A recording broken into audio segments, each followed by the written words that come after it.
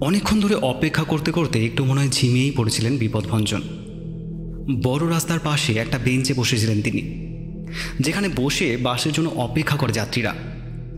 1 ঘন্টা আগে এই জায়গাতেই বাস থেকে নেমেছিলেন তিনি। রাত্রি জাগরণের ক্লান্তিতে আর শীতের মিঠে রোদ পিঠে পড়াতে তন্দ্রা এসে গেছিল তার, আর সেটা ভাঙল একটা বাসের হর্নের প্রচণ্ড শব্দে।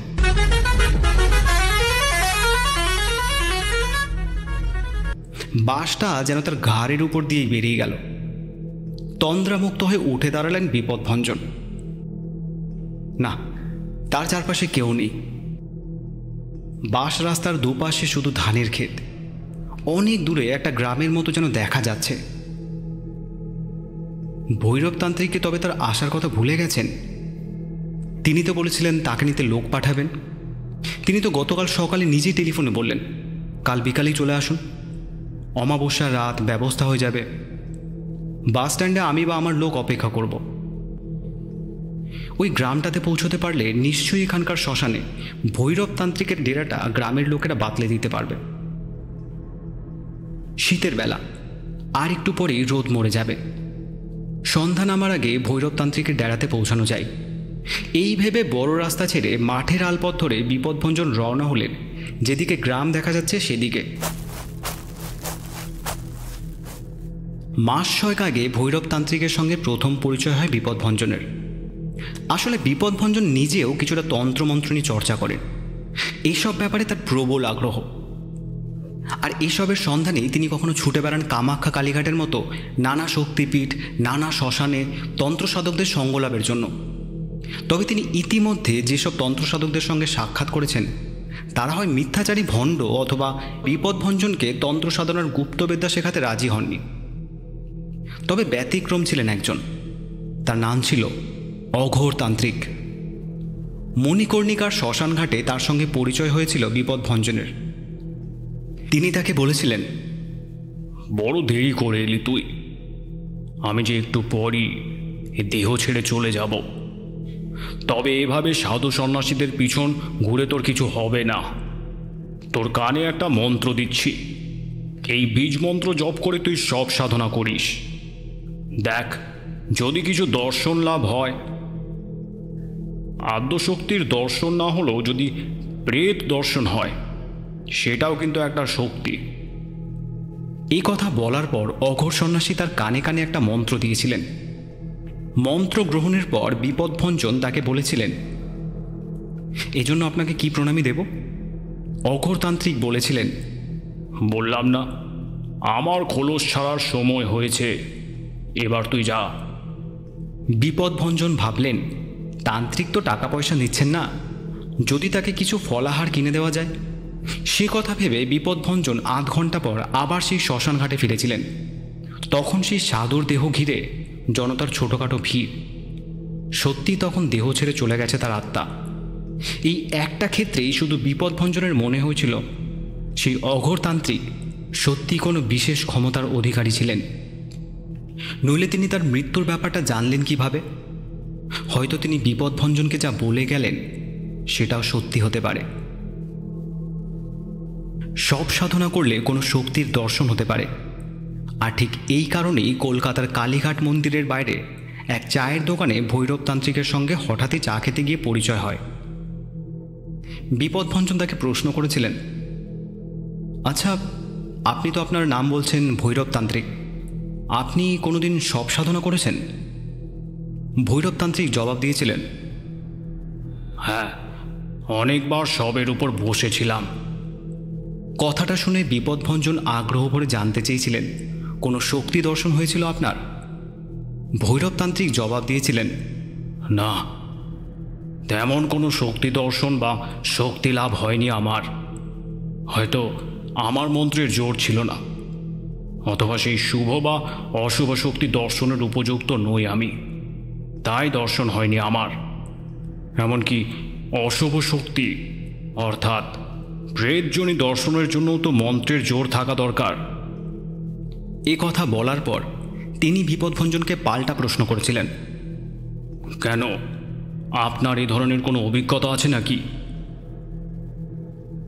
প্রশ্নটা শুনে বিপদভঞ্জন আফসোস করে বলেছিলেন, হ্যাঁ, সে সুযোগ আর হলো কই? সব সাধনা, সব পাওয়া কি মুখের কথা? এ কথা বলার পরই তিনি অঘোর বাবার কথা খুলে বলেছিলেন ভৈরবতান্ত্রিককে। কথাটা শুনে ভৈরবতান্ত্রিক আশ্চর্য হয়ে বলেছিলেন, তাই নাকি? আমার এমন মাঝে মাঝে মনে হয় এসব সব সাধনার মধ্যে কোনো শক্তি নেই, শক্তি লাভ বা শক্তি দর্শন হয় না এতে।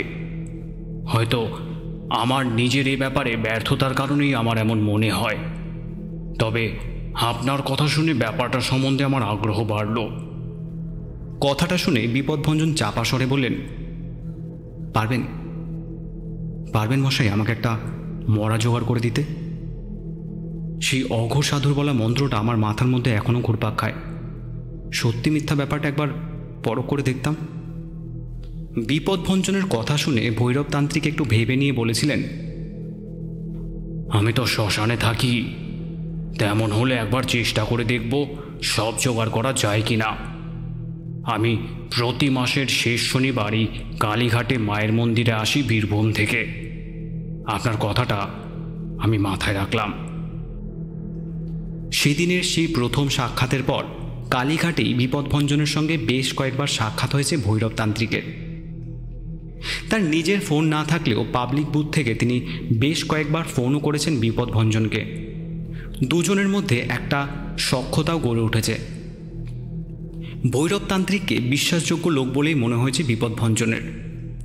অবশেষে গতকাল বিপদভঞ্জন তার আকাঙ্ক্ষিত বার্তাটা টেলিফোন মারফত পেয়েছিলেন। তার জন্য সব সাধনের ব্যবস্থা করতে চলেছেন ভৈরবতান্ত্রিক। তিনি নিজে সব সাধনে সফল না হলেও দেখতে চান যে বিপদভঞ্জন সফল হন কিনা। আলপথ ধরে বেশিক্ষণ একলা হাঁটতে হলো না বিপদভঞ্জনকে। কিছুটা এগোবার পরই তিনি দেখতে পেলেন উল্টো দিক থেকে আলপথ ধরে ব্যস্ত সমস্ত হয়ে তার দিকেই আসছেন লাল আলখাল্লা আর জটাজুটধারী ভৈরবতান্ত্রিক, আর তার সঙ্গে একটা ছোকরা গোছের লোক। বিপদভঞ্জনের কাছে এসে ভৈরবতান্ত্রিক বললেন, কিছু মনে করবেন না মশাই, আপনার কাজের জন্য জিনিসপত্র কিনতে একটু দেরি হয়ে গেল, এবার চলুন। বিপদভঞ্জন খেয়াল করলেন ভৈরবতান্ত্রিকের সঙ্গীর হাতে একটা ব্যাগ থেকে উকি দিচ্ছে মাটির সরা। বিপদভঞ্জন বললেন, আপনার জন্য অপেক্ষা করার পর আমি নিজেই আপনার ডেরা করতে যাচ্ছিলাম, চলুন। তবে সাধনার জিনিসপত্র ব্যাগের মধ্যে দেখতে পেলেও আসল জিনিসটা অর্থাৎ সব জোগাড় হয়েছে কিনা তা ভৈরবতান্ত্রিকের সঙ্গী সেই অপরিচিত লোকটার সামনে জিজ্ঞেস করা সমীচীন বোধ করলেন না বিপদভঞ্জন। হয়তো তার সঙ্গীকে আসল কথাটা জানাননি ভৈরবতান্ত্রিক। তিনি এগোলেন তাদের সঙ্গে। কিছুক্ষণের মধ্যেই গ্রামটার কাছে পৌঁছে গেলেন তারা। ভৈরবতান্ত্রিক তার সঙ্গীর হাত থেকে ব্যাগটা নিয়ে তাকে বললেন, বটেশ্বর, তুই কাশীনাথ বাবুর বাড়ি যা। এতক্ষণে মনে হয় যা ঘটার ঘটে গেছে। এখন সবে বিকেল 5টা, অনেক সময় আছে হাতে। কিছু যদি নাও ঘটে থাকে তবে ঘটে যাবে। সঙ্গে সঙ্গে তাকে নিয়ে শ্মশানে চলে আসবি। বাড়ির লোককে সব বলা হয়েছে, তারা দিয়ে দেবে। ভৈরবতান্ত্রিকের কথা শুনে আচ্ছা বলে লোকটা পা বাড়ালো গ্রামের দিকে। আর ভৈরবতান্ত্রিক গ্রামে না ঢুকে বিপদভঞ্জনকে নিয়ে এগোতে লাগলেন শ্মশানের দিকে।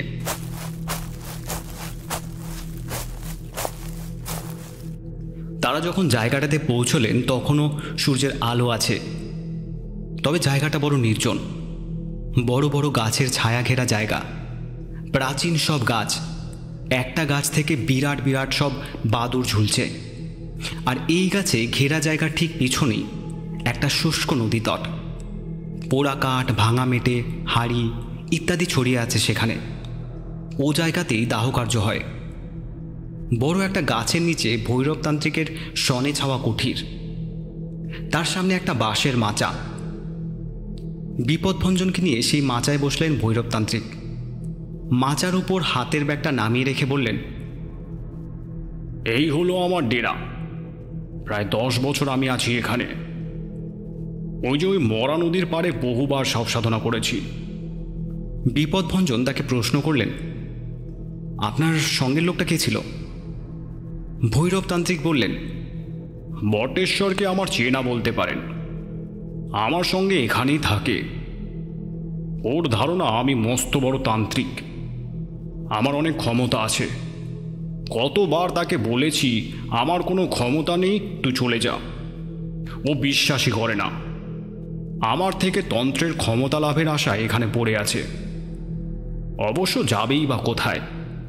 ওর সাতকুলে কেউ নেই, পড়াশুনো কিছুই জানে না, আবার চাষবাসও জানে না। আমার সঙ্গে থাকলে তবু দুটো খেতে পায়। শ্মশান যাত্রীরা আর গ্রামের লোকেরা নানা সময় নানা কিছু দিয়ে যায় আমাকে, আমিও খাই আর বটেশ্বরও খায়। বিপদভঞ্জন জানতে চাইলেন ওকে কোথায় পাঠালেন। ভৈরব তান্ত্রিক বললেন, আসল জিনিসটা আনতে, অর্থাৎ লাশ আনতে।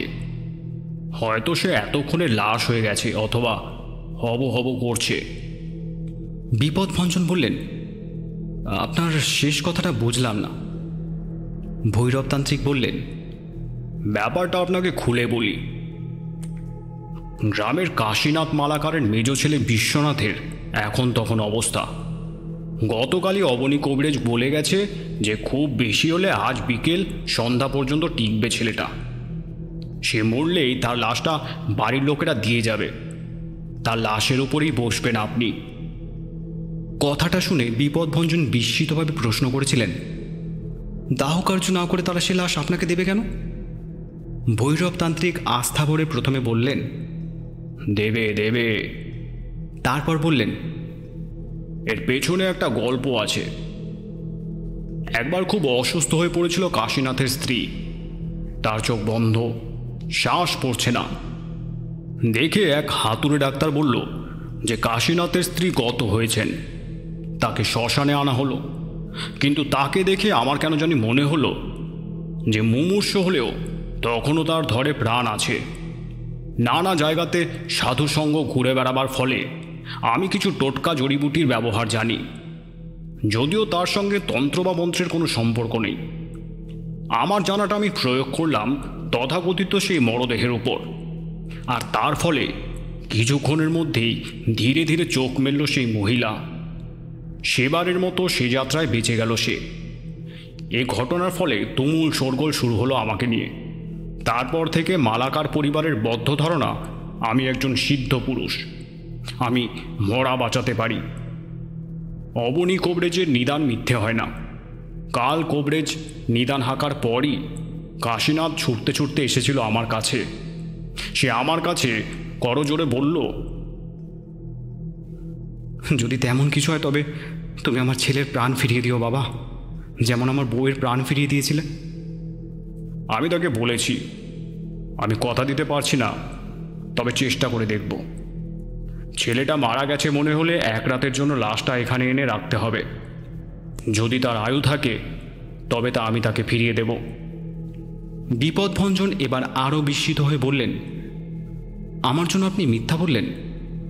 ভৈরবতান্ত্রিক বললেন, হ্যাঁ, বাধ্য হয়েই বললাম।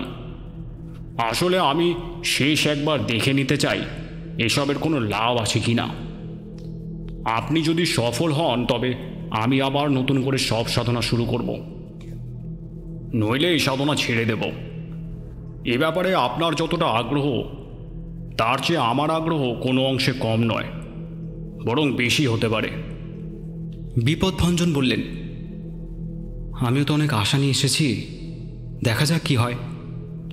ভৈরবতান্ত্রিক বললেন, হ্যাঁ, দেখা যাক কি হয়।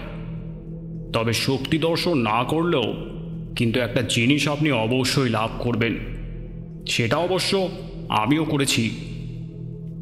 বিপদভঞ্জন জানতে চাইলেন, সেটা কি? ভৈরবতান্ত্রিক জবাব দিলেন, সাহস। সারা রাত একলা মরার ওপর বসে থাকা কম সাহসের কথা নয়। দেখবেন এরপর থেকে আপনার কোনো কিছুতেই তেমন ভয় করবে না। বিপদভঞ্জন বললেন, হ্যাঁ তা বটে। ভৈরবতান্ত্রিক এরপর ব্যাগটা দেখিয়ে বললেন, ওর মধ্যে সব জিনিসপত্র আছে, নতুন কাপড়, চাল ভাজা, মাটির ভাঁড়, দেশি মদ, বড় মাটির সরা, ছোট সরা ইত্যাদি সব কিছু।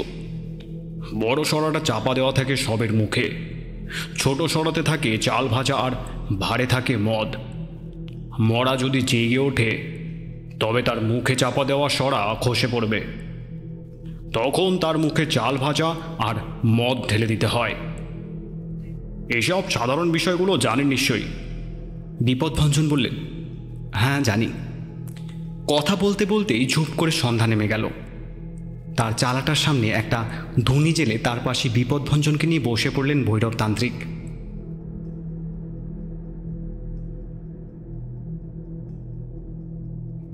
অমাবস্যার রাত, চাঁদ ওঠার কোনো বালাই নেই। আর চাঁদ উঠলেও অন্ধকার কতটা দূর হতো সে ব্যাপারে সন্দেহ আছে। ধুনির পাশে বসে লাশটা আসার প্রতীক্ষা করতে করতে তন্ত্র সাধনা সম্পর্কে নানা কথা আলোচনা করতে লাগলেন দুজনে। ঝিঝি পোকার ডাক আর মাঝে মাঝে বাদুড়ের ডানা ঝাপটানোর শব্দ ছাড়া কোথাও কোনো শব্দ নেই। মাঝে মাঝে অবশ্য অন্ধকারের মধ্যে কখনো কখনো আলোকবিন্দু দেখা দিয়েই মিলিয়ে যাচ্ছে। শিয়ালের চোখ। অন্ধকার নামতেই বেরিয়ে পড়েছে তারা।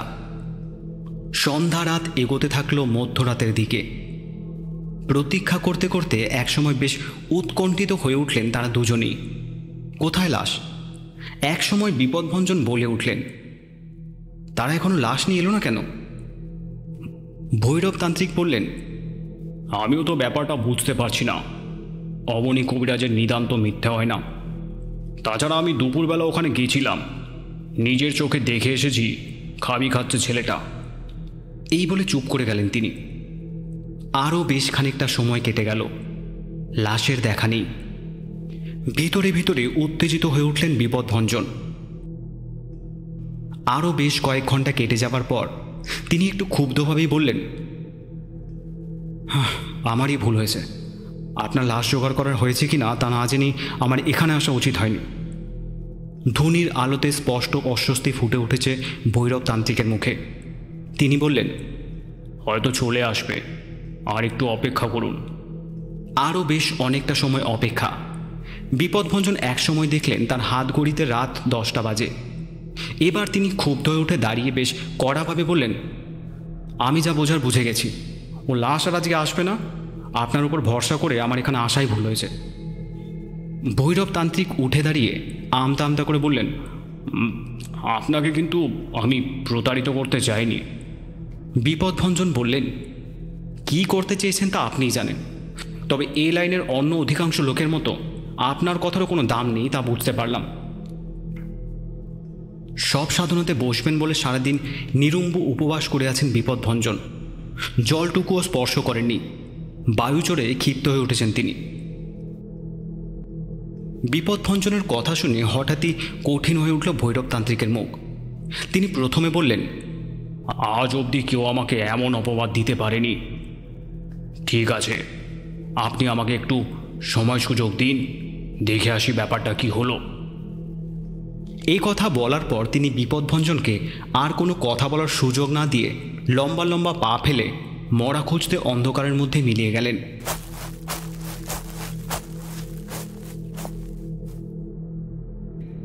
সেই অচেনা অজানা শ্মশানে একলা দাঁড়িয়ে বিপদভঞ্জনের মনে নিজেকে নির্বোধ ভেবে তিরস্কার করতে লাগলেন। তিনি সিদ্ধান্ত নিলেন ভৈরবতান্ত্রিক যদি নাও ফেরেন তবে ভোরের আলো ফুটলেই তিনি রওনা হবেন বাস রাস্তার দিকে। সময় এগোতে লাগলো। কোথাও যেন এক পাল শিয়াল ডাকতে শুরু করলো।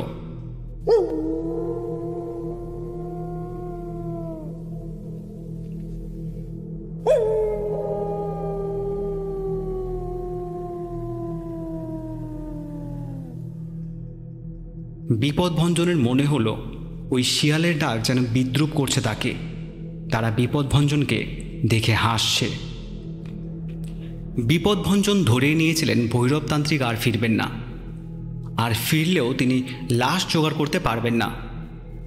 কিন্তু প্রায় 1 ঘন্টা পর যখন তিনি ফিরে এসে বিপদভঞ্জনের সামনে দাঁড়ালেন তখন ভৈরবতান্ত্রিকের ঠোঁটের কোণায় হাসি। তিনি বিপদভঞ্জনকে বললেন, লাশ এসে গেছে। আমি সিদ্ধ পুরুষ না হলেও আমার কথার দাম আছে। এবার দেখব আপনার সব সাধনার মন্ত্রের কত জোর। এই কথা শুনে বিপদভঞ্জন বিস্মিতভাবে বললেন, এসে গেছে? কিভাবে এলো? ভৈরবতান্ত্রিক বললেন, এইসব আলোচনা করে এখন সময় নষ্ট করা যাবে না, পরে জানবেন সব কথা। রাত বয়ে যাচ্ছে, আপনি জামা কাপড় খুলে নতুন কাপড় পরে ফেলুন। ওই যে ওখানে গাছের আড়ালে নদী তটে লাশটা রাখা, আমি ওখানে গিয়ে সব উপাচার সাজিয়ে রাখছি। আপনি ঠিক আধ ঘন্টা পর ওখানে যাবেন। তবে উপাচারগুলো ওখানে সাজিয়ে রাখার পর আমি ওখান থেকেই এই স্থান ত্যাগ করব। আপনি জানেন নিশ্চয়ই, এক সাধকের সব সাধনার সময় অন্য কোনো সাধকের কাছাকাছি থাকতে নেই। তবে আধ ঘন্টার আগে ওখানে যাবেন না। যারা লাশটা দিতে এসেছিল তারা ততক্ষণে বাড়ি ফিরে যাবে। ওই যে দরজার বাইরে জলের জ্বালা রাখা, ওতে স্নান করে কাপড় পরবেন। বিপদভঞ্জন বললেন, আচ্ছা তাই হবে। ভৈরবতান্ত্রিক এরপর ব্যাগ থেকে কাপড় বের করে বিপদভঞ্জনের হাতে ধরিয়ে দিয়ে অন্য জিনিসগুলো নিয়ে গাছের আড়ালে নদী তটের দিকে চলে গেলেন।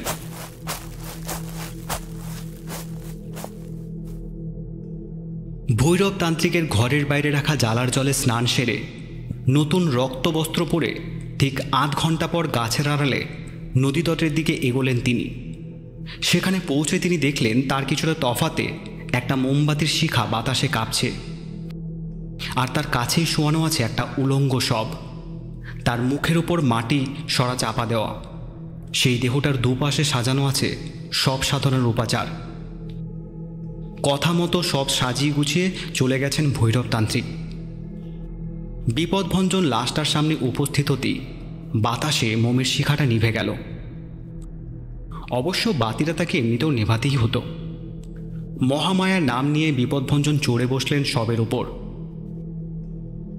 তিনি অনুভব করলেন দেহটা তখনও বেশ গরম, অর্থাৎ বেশি আগে মৃত্যু হয়নি ছেলেটার। সেজন্যই হয়তো দেহটা আসতে দেরি হলো। শবের উপর বসে ঘাড় সোজা করে সামনে তাকিয়ে অঘোর সন্ন্যাসীর বলে দেওয়া সেই মন্ত্র জপ করতে শুরু করলেন বিপদভঞ্জন। শিয়ালের দল আবারও ডেকে উঠল। এবার তাদের ডাকের মধ্যে কেমন একটা খুশির ধ্বনি। সামনে তাকিয়ে এক মনে মন্ত্র জপে যেতে লাগলেন বিপদভঞ্জন। রাত এগিয়ে চলল। না, বিপদভঞ্জন যে শবের উপর বসে আছেন সেটা নড়ে উঠে মুখের মালসাটা খসিয়ে ফেলল না। রাত শেষ হয়ে আকাশে শুকতারা ফুটে উঠতে চললেও শিয়ালের কয়েকটা জ্বলন্ত চোখ ছাড়া শুভ বা অশুভ কোনো শক্তি দৃশ্যমান হলো না। শুকতারা তখন ফুটবো ফুটবো করছে। ঠিক সেই সময় বিপদভঞ্জন দেখলেন তার সামনে এসে দাঁড়িয়েছেন ভৈরবতান্ত্রিক। ভোর হতে চলেছে থেকেই নিশ্চয়ই হাজির হয়েছেন তিনি। তাকে দেখে মন্ত্র থামালেন বিপদভঞ্জন। তারপর সব ছেড়ে উঠে দাঁড়িয়ে হতাশভাবে তার দিকে তাকিয়ে বললেন, না, কিছু হলো না। শুভ বা অশুভ কোনো শক্তির দর্শনই পেলাম না আমি। সেই অঘোরতান্ত্রিকের মন্ত্রও মিথ্যা। অন্ধকার এখনও অনেকটা পাতলা। ভৈরবতান্ত্রিকের মুখটা মোটামুটি দেখা যাচ্ছে। বিপদভঞ্জনের মনে হলো ভৈরবতান্ত্রিক যেন হাসলেন তার কথা শুনে। কয়েক মুহূর্ত নিস্তব্ধতা। তারপর ভৈরবতান্ত্রিক বললেন, না, মিথ্যে নয়। অঘোরতান্ত্রিকের মন্ত্রে জোর ছিল। দর্শন তো পেয়েছেন আপনি। বিপদভঞ্জন বললেন, দূর মশাই, সব মিথ্যা। কোথায় পেলাম? সারা রাত শিয়ালের চোখ ছাড়া আর কিছুই দেখলাম না। তবে আপনি মশাই আমার জন্য অনেক করলেন। আপনাকে আর কষ্ট দেব না। আলো ফুটলেই বাস ধরার জন্য রওনা দেব। ভৈরবতান্ত্রিক এবার বললেন, হ্যাঁ, পেয়েছেন। শক্তির দেখা পেয়েছেন। সব সাধনা সফল হয়েছে আপনার। তবে এখানে আর কোনোদিন ফিরে আসবেন না। শুভ না হোক, অশুভ শক্তির দর্শন পেয়েছেন। আবার এখানে এলে সে আপনার ক্ষতি করতে পারে। আলো ফুটছে, এবার আমি যাচ্ছি। বিপদভঞ্জন বললেন, ও মশাই, কোথায় যাচ্ছেন? কিন্তু বিপদভঞ্জনের কথার কোনো জবাব মিলল না। ভৈরবতান্ত্রিক হঠাৎই যেন তার চোখের সামনে থেকে মিলিয়ে গেলেন। শুকতারা ফুটে উঠল আকাশে। ভৈরবতান্ত্রিকের কথার মাথামুন্ডু কিছুই বুঝতে পারলেন না বিপদভঞ্জন। তিনি সেখান থেকে ভৈরবতান্ত্রিকের কুটিরের সামনে ফিরে এসে ভোরের আলো ফোটার অপেক্ষা করতে লাগলেন। ভোরের আলো ফুটল এক সময়। পোশাক পরে নিলেন বিপদভঞ্জন। ভৈরবতান্ত্রিক সেখানে ফেরেননি। বিপদভঞ্জনের মনে হলো তার ফেরার জন্য আরও কিছুটা সময় অপেক্ষা করা উচিত। সব সাধনার উপকরণ কেনার টাকা ভৈরবতান্ত্রিককে দেওয়া উচিত তার। অপেক্ষা করতে লাগলেন তিনি। ভোরের আলো ভালো করে ফোটার পরও ভৈরবতান্ত্রিক এলেন না, কিন্তু সেখানে এসে হাজির হলো তার সঙ্গী বটেশ্বর। বিপদভঞ্জনকে দেখে সে বলল, বুঝলেন বাবু, রাখে হরি মারে কে। অবনী কবিরাজের নিদান মিথ্যে হলো। কলকাতা থেকে আরও বড় ডাক্তার এসে সুস্থ করে তুলেছে ছেলেটাকে। খাবি খেতে খেতে ওই যাত্রায় মনে হয় বেঁচে গেল সে। তা আমার গুরুদেব কই? বটেশ্বরের কথা শুনে বিপদভঞ্জন বললেন, তবে আমি কার সবে বসে সারা রাত সাধনা করলাম? তোমার গুরুদেব কাল রাতে একটা লাশ জোগাড় করে আনলেন। ওই তো ওই নদীর পাড়ে ওটা আছে। হয়তো তোমার গুরুদেবও ওখানে আছেন। কথাটা শুনে বটেশ্বর বলল, লাশ? কার লাশ? চলুন তো দেখি। বিস্মিত বটেশ্বর। তারা দুজনে গিয়ে হাজির হলো লাশের সামনে। বটেশ্বর লাশটার মুখের সরাটা উঠিয়ে আর্তনাদ করে উঠল। বিপদভঞ্জনের সামনে পড়ে আছে ভৈরবতান্ত্রিকের লাশ।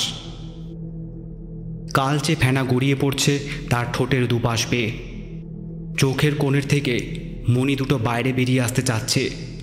সম্ভবত তীব্র বিষপানে মৃত্যু হয়েছে ভৈরবতান্ত্রিকের। সেই মৃতদেহের দিকে তাকিয়ে কিছুক্ষণের মধ্যেই ভৈরবতান্ত্রিকের শেষ কথাগুলো স্পষ্ট হয়ে গেল বিপদভঞ্জনের কাছে। হ্যাঁ, অঘোর সন্ন্যাসীর মন্ত্র কাজ করেছে। ভৈরবতান্ত্রিক আত্মহত্যা করে সাধনার জন্য লাশের ব্যবস্থা করেছিলেন। মন্ত্রের জোরে তার আত্মাই আবার হাজির হয়েছিল বিপদভঞ্জনের সামনে। সব সাধনা সফল। শুভ শক্তি না হলেও অশুভ শক্তির দর্শন পেয়েছে বিপদভঞ্জন। তার সামনে রাত্রির শেষ মুহূর্তে দর্শন দিয়েছিল ভৈরবতান্ত্রিকের প্রেতাত্মা।